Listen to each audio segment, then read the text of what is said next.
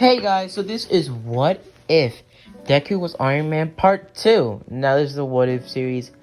A couple months ago, as I said in Part 1, I did make a Iron Man What If, but that was kind of kind of weird, but this isn't a reboot, this is not a continuation either, it's just overall just a redo.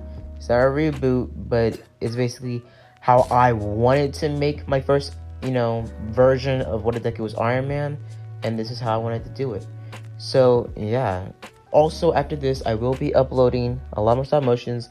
A lot more videos because I've been slowing down a little bit because high school started up for me. I'm just trying to get everything, in place for my classes and everything like that, my schedules and like that, and just getting ready for, because after high school, the times kind of change, and you kind of get really tired by the time you get home, like, by the time at the end of the day, like 7th period, I'm finna fall asleep. Like, it's crazy. But basically, I'm starting to get a hand of it. And yeah, so I'm going to be still giving you guys at least 4 what ifs a week. And I'm gonna be double uploading tomorrow and tonight. You'll be seeing this tonight on, I think, the 23rd. And tomorrow you will be getting a double upload. And also you will be seeing a what if. Okay, so I will be making a what if, in honor of the new She-Hulk show. Because I did the same thing with my Moon Knight one. I think, what if Moon Knight was in Young Justice and stuff like that. So what I'm going to be doing is, you'll see when you see it. It was a what if I had for like a joke. But I'm actually going to be doing it once, the show, gets a little bit more popular and everybody starts to watch it. And it starts to get really good. But just for now, just keep that in mind. It's going to be really funny and kind of controversial what if I'm going to be making on Deku for, in honor for the She-Hulk show. But whatever, let's switch away from that. So let's just dive right into the story. Enough talking, and you guys are here for the what if. So let's get into it. We start our story off last time where we left off, where we see that Deku fought Shigaraki after Shigaraki tried to go in there, steal the arc reactor, and basically attack Deku. As Deku would have taken them out, as Deku would have been a target for the League of Villains, as in this canon, the League of Villains would have had extra people on their roster, basically this universe's version of classic Iron Man villains. And also I will be bringing back other roster or stock villains that Iron Man has faced in the past that Deku will face, and they will be a little bit more different. So yeah, so we switch to the next day after that. As we said, Deku wakes up from his, sleep, or his a little bit of sleep, as he goes to school. Deku goes to school and starts to flirt with some of the girls again, and mainly flirting with Momo, as I'm most likely will make Momo the ship. And also for this what if, I am gonna try to make the ship a lot more consistent, because other what ifs, when I say I'm gonna be doing a ship, it goes really slow, and I'm probably gonna speed up the ship in this what if. So what happens is Deku talks to Momo, basically stuff like that, and we get switched to, pretty much Deku sitting down after Izawa tells the class to shut up and to get ready for class. A couple minutes go by, 30 or 40 minutes go by, and All Might shows up. All Might shows up in class and explains that they're doing combat training, and they get everybody's hero costumes in check. Now Deku, like I said before, he has his Iron Man suit. The new armor in the comics Iron Man has with the rollerblades. A bit of picture up for the fight, so you can, imagine that in anime art style, fighting, My Hero Academia, or being on Deku's body. So Deku gets into his armor with the exact same type of skin suit Tony Stark wears, with the blue lines and the arc reactor glowing through the black thin, morph suit from the neck down. So what happens is Deku gets in this, pretty much armor as he folds it on, as he gets ready, and it's very flexible, almost like fabric, but can restrict some movement, like, so what was it, like hitting his back completely, like kind of doing splits or anything like that, ain't like super like Spider-Man type of gymnastics skills. He can't pull it off, but he can pull off normal skills a normal average person could do in normal clothing.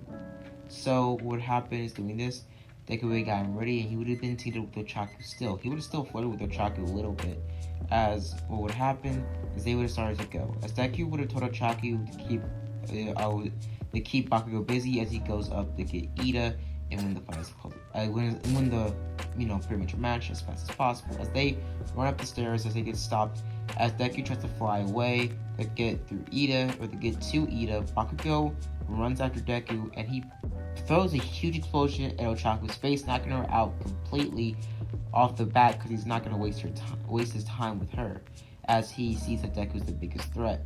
As he goes after Deku first, as Deku flies up the stairs as Bakugo bolts himself or propels himself to the explosions after Deku, as he's basically doing the same type of Iron Man flying Deku's doing, but Deku can move way more faster and cleanly. As Deku goes and flies right through the wall on the side of the bomb room, as he kicks a pillar down and kicks the pillar out of place with one punch. Kicks the pillar out of place with two kicks to the top and bottom of the pillar and kicks it down to Ida's face. As Ida dodges it with his quick thinking and quick, pretty much reaction speed, as he looks behind himself and he sees the bomb. He grabs the bomb and runs off as Bakugo, keeps him busy as Ida runs down the stairs with the bomb. As we see that Bakugo, starts to conjure up explosions as he starts to throw them vigorously towards Deku, as Deku starts to take them like a G, as the explosions are being stunted by the durability of the suit. As eventually Deku uses his suit to shoot a pulse or repulse beam, I think that's what it's called, a blast or a repulse beam to the chest of Bakugo. As Bakugo gets sent flying into a nearby pillar, being blown right through it. As Bakugo gets up, as he throws another huge explosion towards Deku, as Deku was hit into a blank concrete spot where the bomb used to be. As Deku gets up slowly, as we see that Deku gets kicked through a wall or blown through a wall, as Bakugo kicks Deku down as Deku's on his ground, as Bakugo pulls the pin on his arm gauntlet thing, as blows Deku down into the ground from the bomb room down to the room Ida just ran into. As Deku gets up from the rubble, as he looks at Ida flying himself or propelling himself as fast as possible towards Ida, trying to grab the bomb in the match, as Bakugo comes out of nowhere, grabs Deku's foot and chucks him against a pillar with all of his strength, even starting to rip some of the muscles in his tendon, as Bakugo starts to limp a little bit, as he used a lot of muscle and also a lot of physical strength just to pull off that simple thing to hold Deku back from his, blast off, and also throw him into a pillar at the same time. As Deku gets up, and he grabs a nearby piece of rubble and chucks it on top of Bakugo's head or forehead, as it breaks on impact, and Bakugo starts to bleed vigorously from the forehead. As Bakugo throws a huge explosion towards Deku, as Deku is pushed back into a nearby pillar. Again, the same pillar he was thrown into. As Deku gets back up and he conjures up a nanotech type sword, not a nanotech type sword, but a kind of foldable or pretty much compact sword that is in the palm of his left repulsor hand. As it uncompacts, and it kind of is just a mimic version of the Halo sword, or pretty much weaponry, the laser type cutter. I don't remember what it's called. I might put a picture up right there. So basically what happens is Deku, has the Halo type sword, pretty much fencing thing.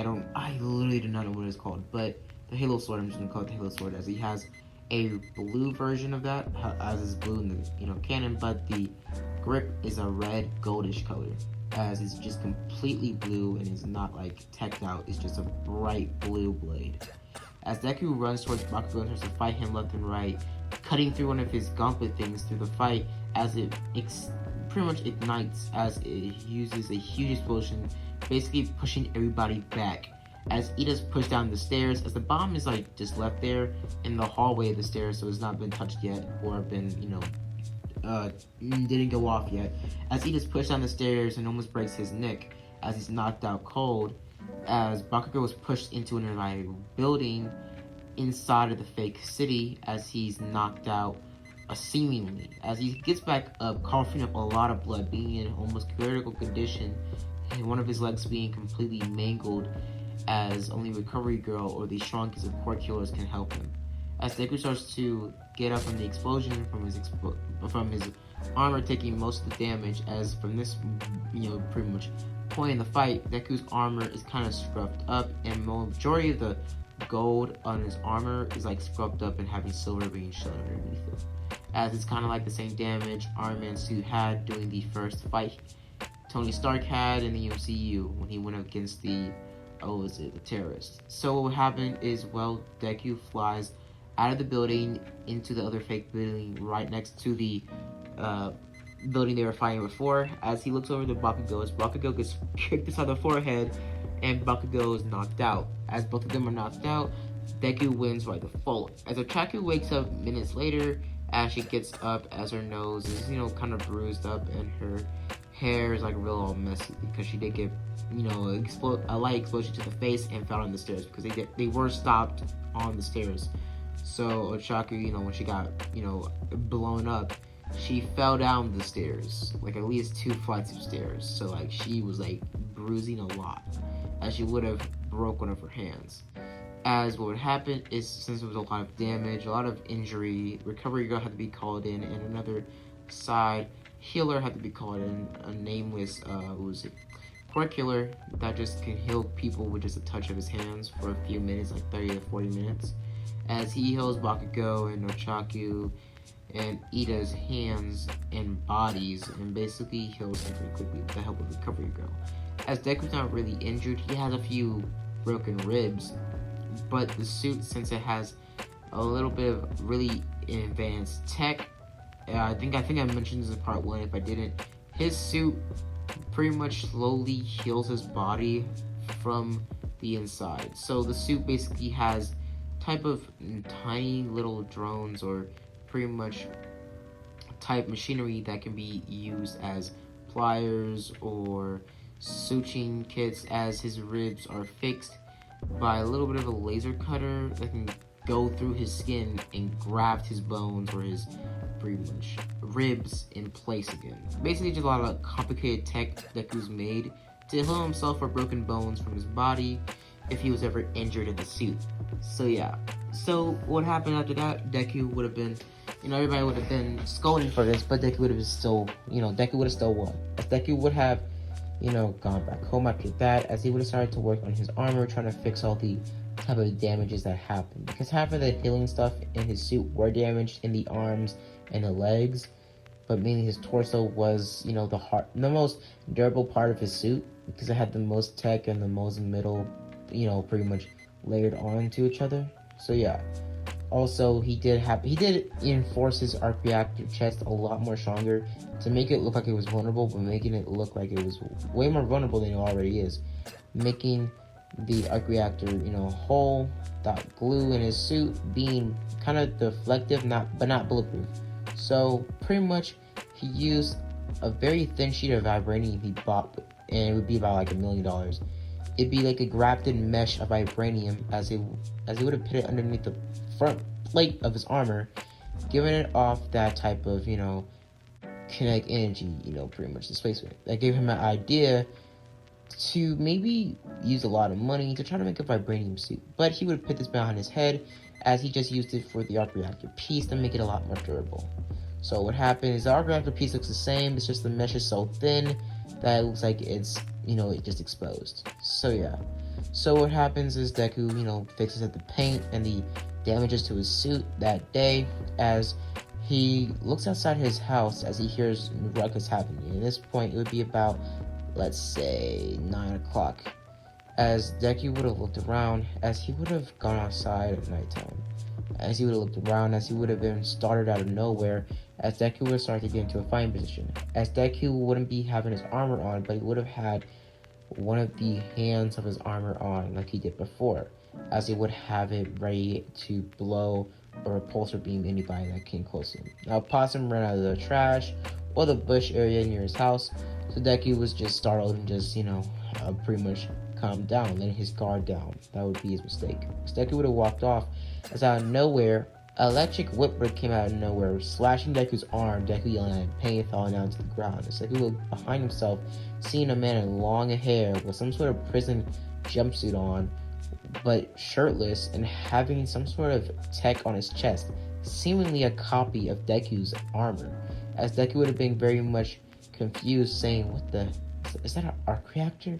As Deku would have been stopped in his thinking, as one of the electric whips would have whipped again or crackled once again towards Deku, as Deku would have had to think very.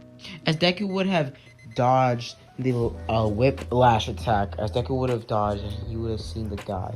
So the guy would have started to go whip and lash and back and forth, as Deku would eventually dodge more and more of him getting on a clean shot on the chest for the repulsor beam or the arc reactor of the Deku would have pushed back as Whiplash would have been on the ground.